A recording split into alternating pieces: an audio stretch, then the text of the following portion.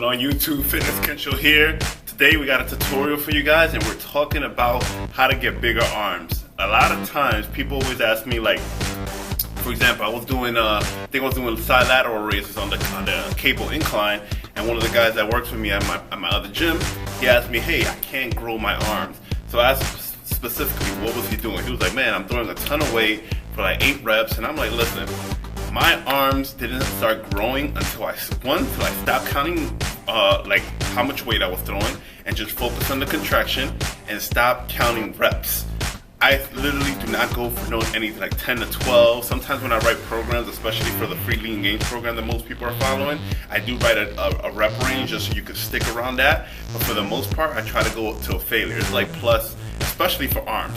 Arms is like plus 15 to 20 reps. Sometimes 25, depending on if I picked a weight that wasn't challenging enough and I just didn't want to like waste time and having to go down from, get up, pick us a different weight and then, mess up the entire set. I would just go to 25, 30 reps if I need to. But the number one exercise that I think is the most underrated exercise as well is going to be the incline dumbbell curl. And the reason why is because obviously when we have standing barbell curls, we could definitely use momentum. We could use our lower back to kind of bring the weight up. When we're doing preacher curls, we have the padding right on our triceps, so we can actually push off of that a little bit to maneuver the weight. But when you're talking about the incline dumbbell curl, you have no momentum whatsoever. Like, you literally have to move this just with your biceps because your arms are just dead hanging out there, and you have to move the weight, and that's what causes your biceps to work independently. And that's why this exercise is so important as far as achieving good size of biceps and good contractions when you're actually doing curls. So what key things to memorize or to think about when you're doing this, performing this exercise? One, you have to be connected to the mind. That means that when you're doing every rep, that dumbbell comes up, you got to be telling your biceps to squeeze. This is like the easiest thing. When people say, oh, I'm strong, everyone just does this, right? So you see how I'm flex my muscles? Every time I do one of those, I'm flexing my muscles. Make sure that the blood is pumping to the actual muscle that we're trying to target, which is our biceps. So that's number one. Be in the mind with every repetition, right?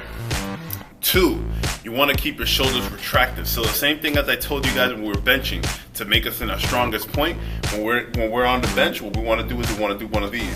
Boom, bring our shoulders back so that our shoulders are not helping us move this weight whatsoever. If we keep our shoulders up right here, what's going to happen is that naturally we're going to want to do this right here. We're going to want to lift this up. But if we retract our shoulders back right here, it's going to be really tough for us to try to bring this up without us not losing that retraction of the shoulders. So keep those shoulders retracted on that bench so that all we have to do is just keep maneuvering this up and down right here.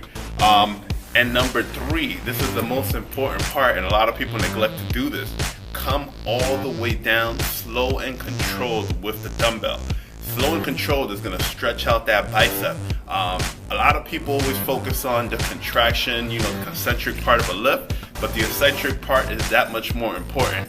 So coming down in a slow, controlled manner is what's going to stretch out your biceps, and that's going to help it grow. And then when you come up, obviously you're going to pump more blood and then come all the way back down. So again, incline dumbbell curls, definitely a most underrated exercise, but it's one of those exercises that has given me a great growth with my arms. And if you can see, I always get complimented on my arms, and it's because I put in work. I hate training arms, by the way, for anyone who wants to know. But they got to get done because obviously I don't want to have any inconsistencies with my muscle group. So arms is there because I put in the time and I find out the exercises that work best for me. Alright, so if you guys are having some lagging arms or some lagging biceps, please give incline dumbbell curls a try, and I guarantee you that if you listen to the points that I just made, they will grow.